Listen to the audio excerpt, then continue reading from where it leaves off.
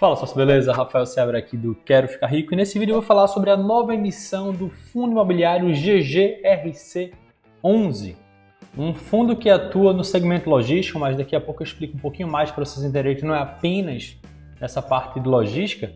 E desde já eu queria fazer uma pergunta para vocês. Deixa aqui um comentário para dizer se você é cotista do GGRC11, sim ou não.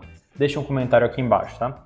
Antes de começar a falar especificamente compartilhar com vocês as informações da nova emissão, eu preciso deixar bem claro o seguinte: esse vídeo não tem qualquer recomendação de investimento ou mesmo objetivo de te influenciar na tua tomada de decisão, se você vai subscrever, se você não vai subscrever. Afinal, eu não ganho absolutamente nada, seja você subscrevendo ou não, tá? Portanto, deixar cada vez mais vezes isso claro para que não haja nenhum tipo de confusão, tá? Então, feito todo esse disclaimer aqui, vamos falar agora da quarta emissão do GGRC11, que objetiva captar até 336 milhões, até 280, mas ele pode aumentar em até 20%. Então isso aí chegaria, no final das contas, a até 333 milhões, tá? O GGRC11 é o GGR Covep Renda. É um fundo imobiliário que atua no setor industrial e logístico. Isso faz com que ele seja um pouquinho diferente dos seus, entre aspas, concorrentes, que atuam exclusivamente no segmento logístico. Isso quer dizer que, além dele ter galpões que funcionam para logística, para centros de distribuição, para armazenamento e distribuição, ele também tem imóveis que são utilizados do ponto de vista industrial mesmo. A empresa que aluga opera aquele imóvel lá. Isso traz uma leve diferença entre eles, obviamente. Por existir uma adaptação para a operação de uma empresa específica, isso vai trazer um pouquinho mais de risco para esse fundo, sobretudo no momento de uma recolocação. Se o contrato acaba para encontrar uma nova empresa, por fato de ter algumas adaptações, isso traz um risco adicional e também, obviamente, traz uma diferenciação dele em relação aos outros fundos que a gente está acostumado a encontrar por aí, tá? Então é importante você pesar esses dois pontos. A taxa de administração e gestão, elas são apresentadas juntas pelo relatório gerencial do fundo, é de 1,1% ao ano. Não há taxa de performance em relação a ele. Quanto a isso, zero problemas, está bem em linha com seus, não necessariamente concorrentes, mas por ele ter uma diferenciação, ele também tem uma taxa um pouquinho diferente. Ele tem participação em 16 imóveis espalhados por 9 estados. Isso faz dele um fundo bem diversificado nesse segmento, e tem 17 contratos de locação. Rafael, como assim 16 imóveis e 17 contratos? Porque um dos imóveis é compartilhado, tem duas empresas utilizando, tá? Só para deixar isso claro, para não achar que foi algum erro de digitação. E a receita por tipologia, ou seja, como é que está dividida a receita em relação à parte industrial e logística? Vamos lá. 56,60% da receita vem dos imóveis industriais e 43,40% vem dos imóveis logísticos. Já foi um pouquinho maior essa diferença, já foi na casa de 60-40, agora está na casa de 57-43, e eu não sei se o objetivo dessa nova emissão é justamente trazer um balanceamento maior para uma casa de 50-50, mas é assim que o fundo está apresentado hoje, pelo menos de acordo com o relatório gerencial de setembro, que no momento da gravação desse vídeo, esse vídeo foi gravado no dia 12 de novembro de 2020, ainda não tinha sido liberado o relatório de outubro. Então essas são as informações que eu tenho no relatório gerencial de setembro. Então, ao longo da emissão, antes do final da emissão, provavelmente o novo relatório já vai ter saído. Então eu recomendo que, para você saber mais especificamente sobre o fundo, ou você leia os relatórios gerenciais dele, inclusive os relatórios gerenciais mais recentes. Vamos falar agora, explicado rapidamente sobre o fundo para te contextualizar, você entender um pouquinho mais onde esse fundo atua, saber um pouquinho mais sobre esse fundo. Vamos falar agora especificamente dessa nova emissão, tá? Como eu tinha falado, vai ser a quarta emissão de cotas do GGRC11, ela pretende captar até 336 milhões. E aqui vamos falar especificamente dos detalhes um pouquinho mais técnicos. Eu gosto sempre de começar falando sobre a destinação de recursos, porque quando a empresa, já no momento, no caso, quando o fundo, já no momento do prospecto de emissão, ele vai lá e detalha como é que está o pipeline, ou seja, a gente já tem com esses imóveis em foco aqui, e já apresenta isso na destinação de recursos. Olha, se a gente conseguir captar tudo, a gente vai comprar isso. Se a gente conseguir captar só uma parte, como por exemplo foi na emissão do Vino 11, do 20 Offices, eles botaram lá uma série de imóveis, só captaram uma parte do dinheiro, só conseguiram adquirir uma parte dos imóveis. Então é interessante quando eles já deixam assim, por quê? Porque esses imóveis já estão engatilhados, aumenta as chances de, à medida que o dinheiro ficar disponível para a gestora e para a administradora, eles conseguirem executar e alocar eles rapidamente.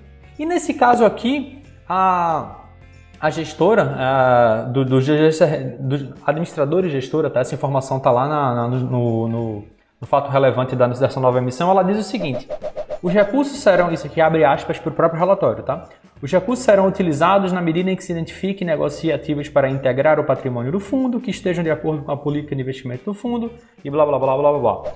Isso significa que, pelo menos de acordo com o fato relevante que eles divulgaram, não existe ainda uma destinação específica.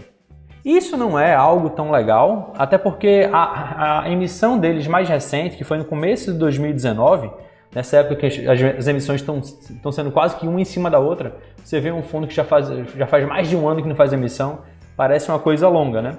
Então, na emissão anterior, a terceira emissão, que foi realizada no começo de 2019, o fundo demorou um pouquinho a fazer a alocação de recursos, tá? Então, ficou reconhecido como uma lentidão. O dinheiro ficou parado um tempo em aplicações financeiras até que eles conseguissem alocar. E nessa nova emissão, eles já começam ela dizendo que ainda não tem um objeto, um ativo-alvo para isso. À medida que identificarem, vão comprar. Então pode ser que ele caminhe nessa mesma direção, pode ser que não, mas por enquanto não tem nenhuma destinação específica. Vai ser uma oferta do tipo, uma oferta restrita do tipo 476, não vai ter oferta pública nesse caso. O preço de subscrição vai ser de R$ 128,77, isso já incluindo todos os custos da emissão. E o fundo estava sendo vendido na casa dos R$ 150. Ele ficou andando lá 150, 149, vai cair um pouquinho para 145, mas ficou isso nos últimos 30 dias. Estava andando nessa casa dos R$ 150. E aí, até por conta da consulta sobre a emissão, a cota dele começou a cair e no dia 11 de novembro, a data anterior à gravação desse vídeo, ele estava sendo vendido a R$ 137,30.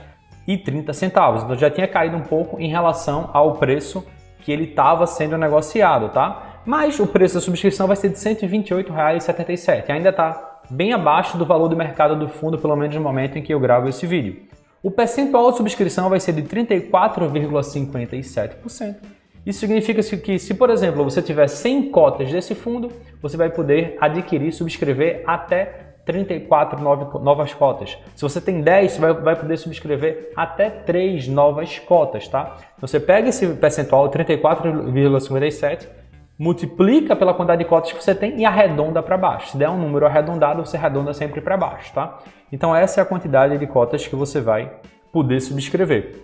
A data base foi em 11 de novembro de 2020, que foi justamente a data que eu falei que o preço tinha fechado em R$ 137,30.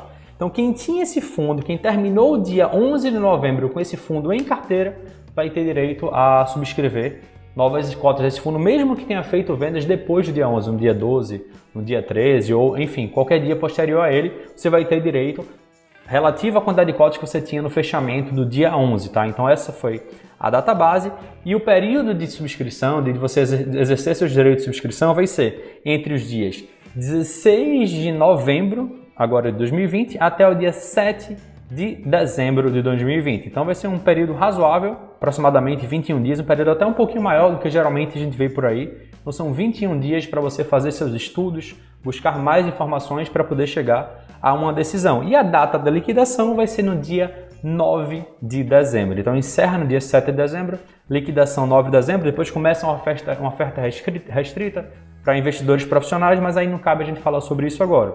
Importante também deixar claro que não há negociação de direitos. Você tem o direito de exercer seus direitos parcial ou totalmente, mas não pode vendê-los. Se você abrir mão de exercer, você simplesmente perde o direito, não ganha nada, nem perde nada com isso. Sobras, não vai ter sobras também, então mesmo que tenha sobras, no caso, se nem todas as cotas forem aproveitadas, elas não vão ser oferecidas novamente a quem é cotista, tá? Portanto, deixar isso claro também, que ou você exerce seus direitos, ou não tem mais para onde correr. Exercidos eles total ou parcialmente, não vai ter direito a sobras depois, mesmo que haja sobra de cotas, e também não vai haver uma oferta pública naquela modalidade de oferta 400, tá? Como acontece, por exemplo, nos fundos da Credit Suisse, da CSHG. É bem comum neles, tá? Então, basicamente, essas são as informações sobre a oferta pública especificamente. As datas, agora você já está sabendo, preços, datas, percentuais. Vai ficar fácil você saber e se organizar, se planejar para fazer a sua tomada de decisão e caso opte por exercer seus direitos, para você se planejar em relação à disponibilização dos recursos na conta da corretora. E aqui falando especificamente sobre o que é que o fundo pagou até agora, para saber, você ter uma ideia, uma estimativa do que você pode esperar dele caso ele repita o que ele fez nos últimos 12 meses, tá?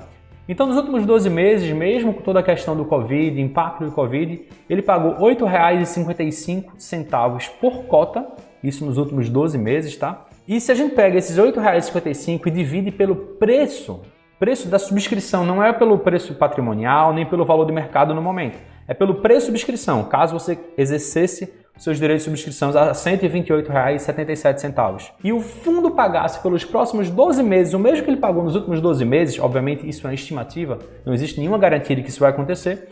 Então, R$ 8,55 dividido pelo preço de R$ 128,77, a gente chega a um dividend yield estimado para essa operação, caso tudo que eu falei venha a acontecer, não tem nada garantido para isso, seria de 6,64%, um dividend yield acima de 6%, na verdade, acima de 6,5%, um dividend yield atrativo quando a gente compara com outros ativos de mercado, sobretudo para fundos de imóveis, de fato, fundos de tijolo. Então, assim, se tudo isso acontecer, ele tem um dividend yield que está acima da média do mercado em relação ao que os seus concorrentes pagam, mas ele também tem um risco adicional. Então, isso você precisa ponderar, tá?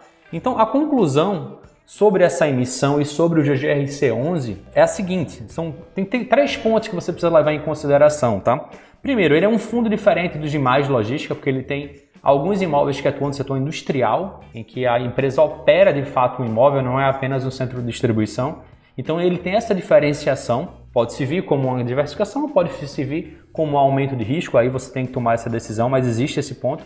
Um segundo ponto de atenção em relação a essa subscrição especificamente é que ela está sem destinação de recursos. O fundo não criou um pipeline para dizer assim, a gente está com esses imóveis aqui em vista e à medida que o dinheiro for entrando, a gente vai adquirindo os imóveis.